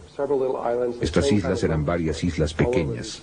El mismo tipo de monos estaban por toda esta pequeña cadena de islas y los estaban observando científicamente y los estaban monitoreando. Y estos monos comían estos tubérculos que crecían en el suelo arenoso y cuando los sacaban había arena encima de todos ellos y se los comían y por supuesto la arena, ya podrán imaginarlo, sabía muy mal. Y un día esta mona los lavó, ya sea en el océano o en un arroyo, no estoy seguro de dónde, lavó los tubérculos y descubrió que sabían mucho mejor cuando estaban lavados. Así que fue y le dijo a otro mono que la lavó. Y después fueron y le dijeron a más monos. Y muy pronto había un gran grupo de estos monos que estaban empezando a lavar estas cosas y hacer esto. Yo no sé si sabían si eran exactamente 100 monos o no, pero era algo en ese orden, aproximadamente. Esa era la cantidad. Cuando repentinamente alcanzaron esta masa crítica, bingo, toda la isla empezó a hacerlo, sin que estas personas fueran y les dijeran nada. Si solo hubiera sido en esa isla, entonces probablemente habrían imaginado que había alguna forma de comunicación recíproca y buscaron una comunicación. Pero también lo que sucedió simultáneamente fue que las islas alrededor, en las que no había forma posible para que estos monos pudieran haberse comunicado en alguna forma que nosotros conozcamos, también inmediatamente empezaron a lavar sus tubérculos. Fue la primera vez que la ciencia haya observado algo como esto. Y postularon que debe haber habido algún tipo de estructura morfogénica o campo que se extendía por estas islas, por medio de la cual podían comunicarse. Hay un libro escrito sobre el tema llamado El centésimo mono, y mucha gente pensó en ello, y después, unos años más tarde, y esto es algo acerca de lo que mucha gente no sabe, un equipo de científicos de Australia, conectados a través de la Gran Bretaña, se preguntaron si los seres humanos también tenían una red similar a esta en torno a ellos. Y así que hicieron un experimento. Hicieron esta fotografía o pintura, creo que era una fotografía, que tenía literalmente cientos de personas, caras humanas en ella, pequeñas y grandes, como aretes con caras pequeñas por todos lados, y caras en los ojos y este tipo de cosas, todo hecho de estas caras. Pero cuando las veían podían ver solo aproximadamente 6 o 7 caras. No podían ver todas estas otras caras porque se necesitaba entrenamiento. Tenían que apuntar a dónde estaban. Así que si solo a primera vista solamente veían 6 o 7 caras, y eso era todo. Así que fueron a Australia y lo hicieron en forma muy científica. Consiguieron un cierto número de personas de un espectro de la población, y les dieron mucho tiempo y grabaron todo, y simplemente sostuvieron la fotografía para que alguien la viera y dijeron: ¿cuántas caras ves aquí? Y la veían y decían, bueno, en el lapso de tiempo que tuvieron salían con 6, 7, 8, 9, 10 caras, o lo que fuera que vieran, y grabaron eso y lo hicieron con todo un número de personas. Así lo hicieron, y nadie estaba viendo. ¿Me entienden? Nadie estaba viendo más de lo que se esperaría que ellos vieran. Cuando consiguieron a unos cuantos cientos de personas que hicieron esto y grabaron con mucha seguridad lo que estaba pasando, entonces se fueron a Inglaterra, al otro lado del planeta, y en una estación cerrada de televisión por cable de la BBC, que solamente llegaba a Inglaterra, no iba a ninguna otra parte, mostraron la fotografía y cuidadosamente mostraron en dónde estaban todas las caras, cada una de las caras. Y después, 5 minutos más tarde, repitieron el experimento en Inglaterra, quiero decir, en Australia. Y miren, la gente repentinamente pudo ver 70, 80 caras. Ah, sí, aquí. Pudieron ver todas esas caras allí. Y en ese momento, la humanidad supo con certeza que había algo acerca de nosotros que no sabíamos. Ahora bien, los aborígenes en Australia ya sabían esto desde hace mucho tiempo.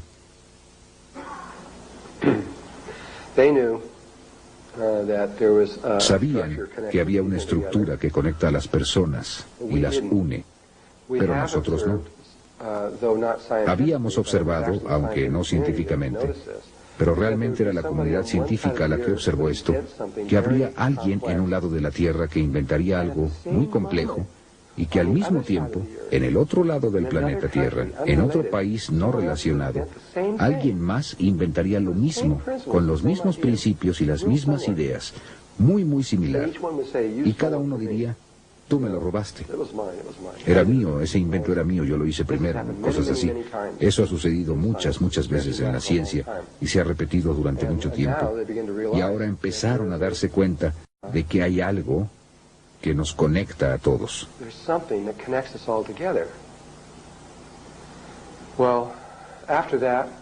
Bien, después de eso, empezaron a buscar esto, y el gobierno norteamericano y Rusia descubrieron estos campos alrededor de la Tierra. Son de naturaleza electromagnética y están muy altos sobre la Tierra. Están aproximadamente en algún lugar a 80 o a 100 kilómetros sobre la Tierra. Y la principal que es, y recuerden ahora, aunque no he hablado mucho de esto, recuerden que hablé acerca de que hay 5 niveles de conciencia. Bien, ahora solo hay 3 con los que está involucrada la Tierra. Estos otros 2 están muy lejos de nosotros. Hay un primer nivel, el segundo nivel en el que estamos nosotros, y el tercer nivel, que es la conciencia crística en la que vamos a entrar.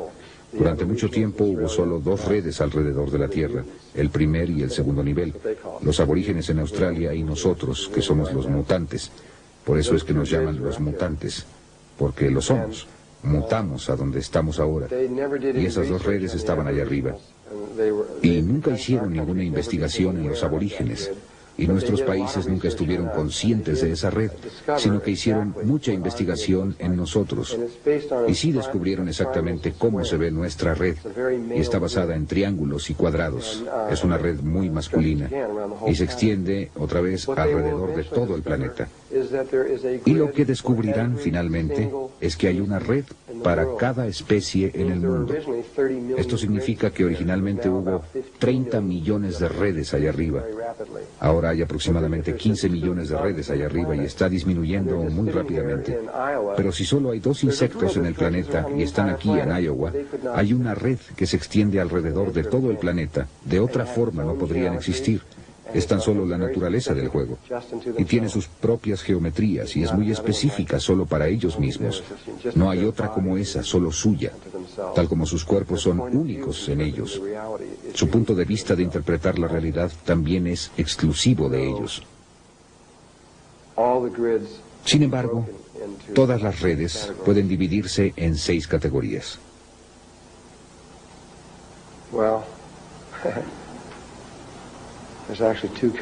Bueno, realmente hay 2 tipos. Después se dividirían en 6 y 5. Así que realmente hay 11 categorías en las que se dividirían.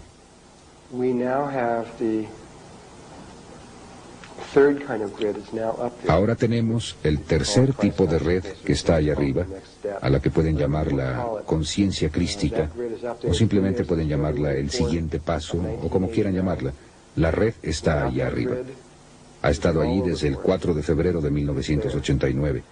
Sin esa red, todo se habría terminado para nosotros. Pero ahí está. El gobierno se ha dado cuenta del segundo nivel de la red.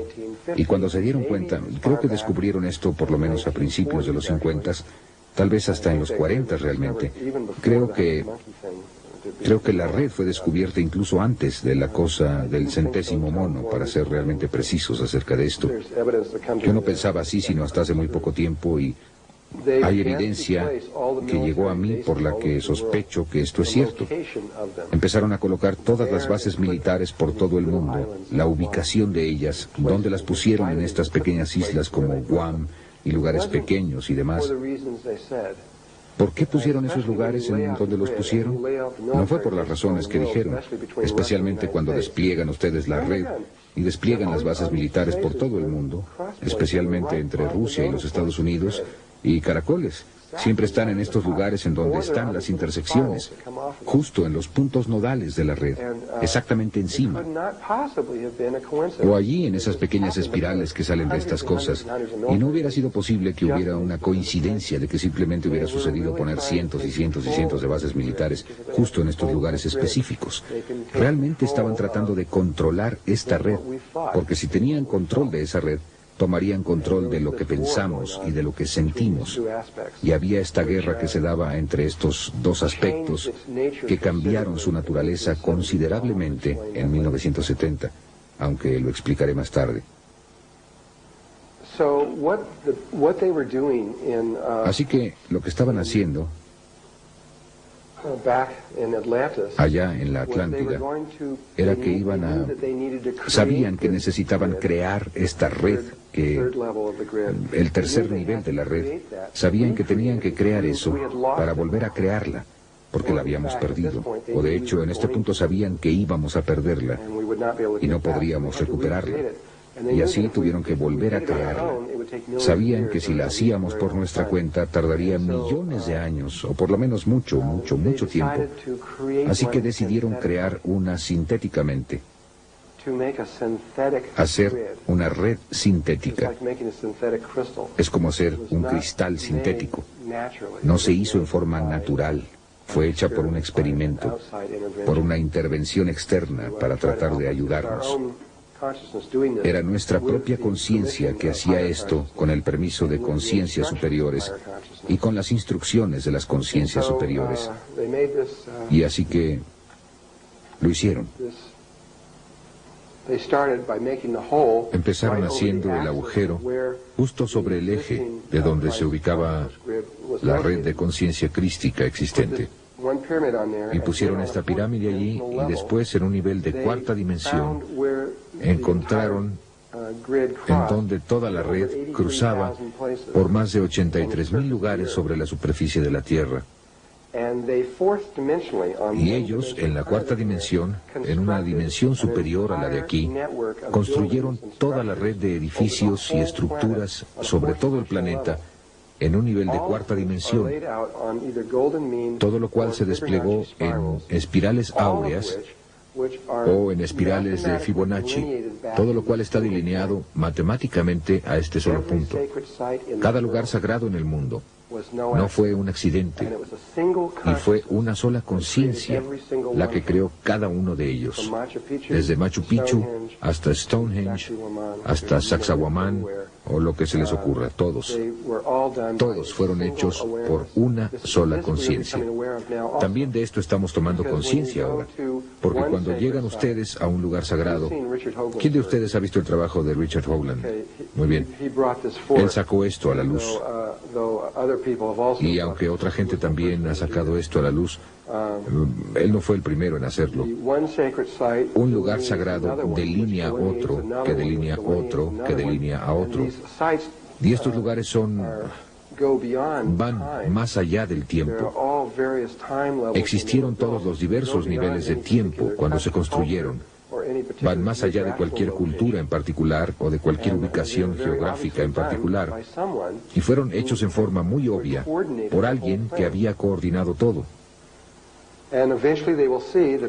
Y finalmente verán que ese es el punto desde el que fueron calculados todos. Aunque había otro punto en la Tierra, esa es la red del área del Polo Norte. Si van ustedes al otro lado del planeta,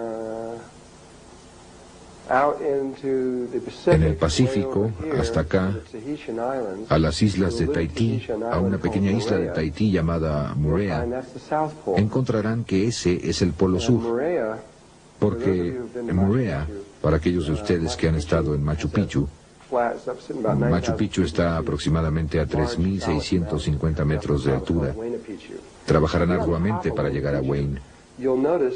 Si llegan a la cima de Huayna Picchu, observarán que las montañas que están alrededor de Machu Picchu están en un círculo perfecto.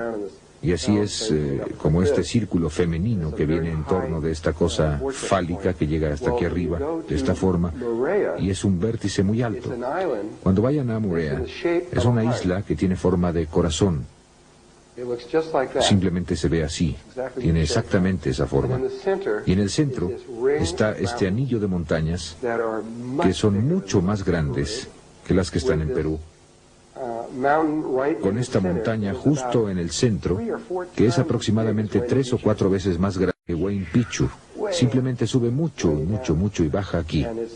Y es esto, es el preciso polo sur de toda la red. Y si van derecho a través de la Tierra, salen aquí. Solo está desviado, hay una ligera curva, está desviado una cantidad muy pequeña.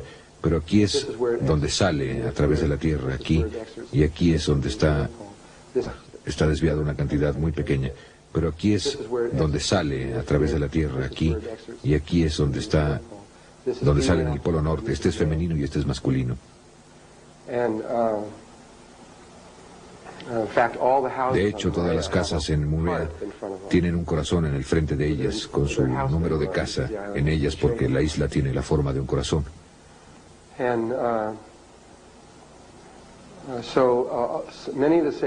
Y muchos de los lugares sagrados están conectados a este punto.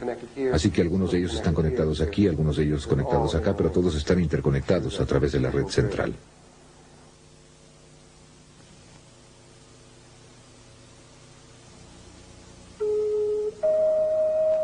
Cinta 4, segunda parte.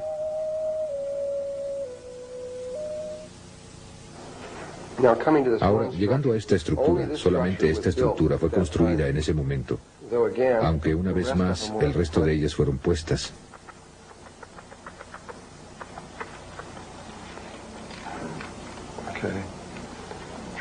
Intentemos con otro color aquí.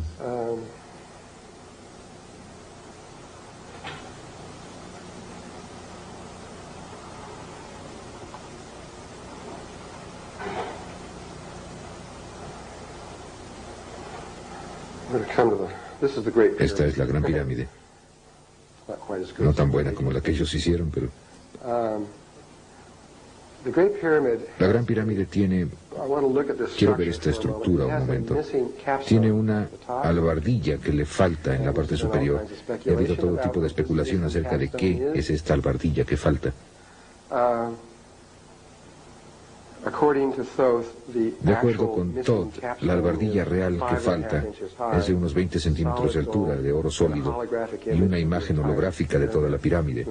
En otras palabras, tiene todos los pequeños salones dentro y todo en proporción y está en los recintos de las memorias. No es la albardilla. Las otras dos pirámides culminan en una punta, solamente esta tiene esto. Pero la pieza que falta no es pequeña, es de aproximadamente 2 metros cuadrados. Lo que falta es una pieza grande. Se paran en la parte superior y es una pieza grande, plana, enorme allá arriba.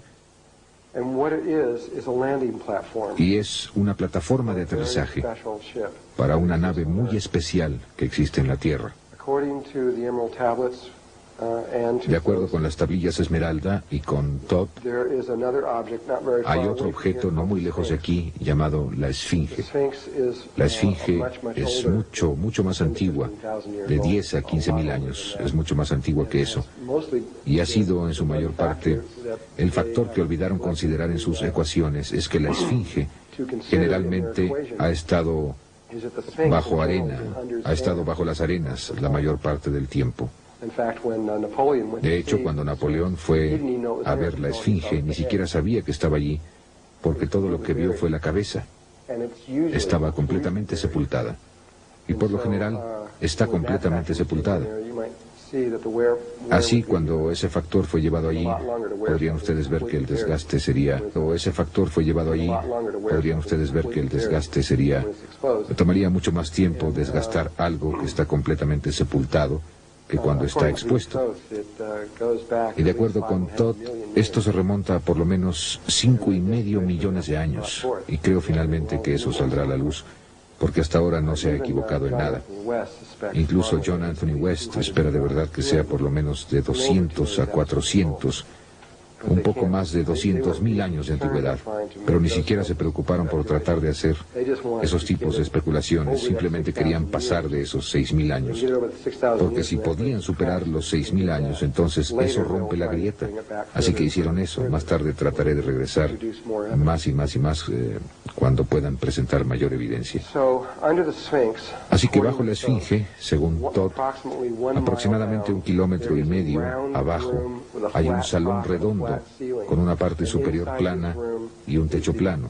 Y dentro de este salón está el objeto más antiguo, el objeto sintético más antiguo del planeta, más antiguo que ninguna otra cosa. Regresando en el tiempo, de acuerdo con ellos, creen, aunque no pueden probarlo, hace 500 millones de años cuando empezó todo. Y el objeto es un enorme, aproximadamente de 2 cuadras de una ciudad, un enorme vehículo. Es extraordinario por el hecho de que solo tiene de 3 a 5 átomos de espesor. Y su forma es redonda, es como un disco. Es redondo y tiene un fondo plano y una parte superior plana. En su parte superior, si lo ven en esta forma, tiene un dibujo que se ve así.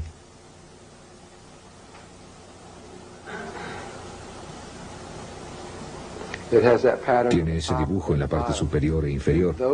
Y esas áreas en las que está ese dibujo tiene 5 átomos de espesor. En todas las demás partes solo tiene 3 átomos de espesor. Es transparente, pueden ver a través de él. Es casi como si no estuviera ahí.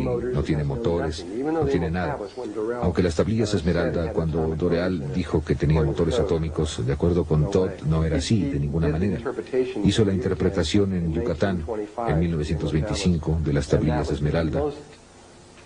Y eso fue lo más lejano que pudo pensar acerca de cómo se propulsaban esas naves. No eran propulsadas por ningún tipo de forma que pudiera comprender en ese tiempo. Eran propulsadas por pensamientos y sentimientos. Así que estaban diseñadas para conectarse con su propio Merkaba viviente y extenderlo en una forma particular, debido a que esta nave estaba conectada directamente con el espíritu de la Tierra. Y en las tablillas esmeralda se le llama una nave de guerra. Es extraño, me provocó un sentimiento extraño cuando lo leí por primera vez. Estoy pensando en mí mismo, dirigiéndome hacia formas espirituales, y aquí estoy obteniendo algo que dice que es una nave de guerra. ¿De qué se trata eso de la nave de guerra? Y justo en las tablillas esmeralda dice que cada vez que vamos en torno a la precesión de los equinoccios, que nuestros polos pasan por estos pequeños cambios, que atravesamos un espacio vacío durante unos 3,5 días. Y como planeta, nuestra conciencia es muy vulnerable. Y cada vez hay seres que vienen de otra parte para tratar de tomar el planeta. Así que esto ha estado sucediendo durante millones y millones y millones de años y todavía está sucediendo. Y cuando leí esto, ni siquiera sabía de los grises ni de nada de esas cosas. Fue hace mucho tiempo. Y pensé, ¿alguien viene de otra parte para tomar la Tierra? No, eso es absurdo. Y lo mismo está sucediendo ahora. Nunca se detiene. Simplemente continúa. Y en cada momento siempre ha habido una persona muy pura, muy limpia, que averigua cómo llegar al siguiente nivel que se necesita en ese momento.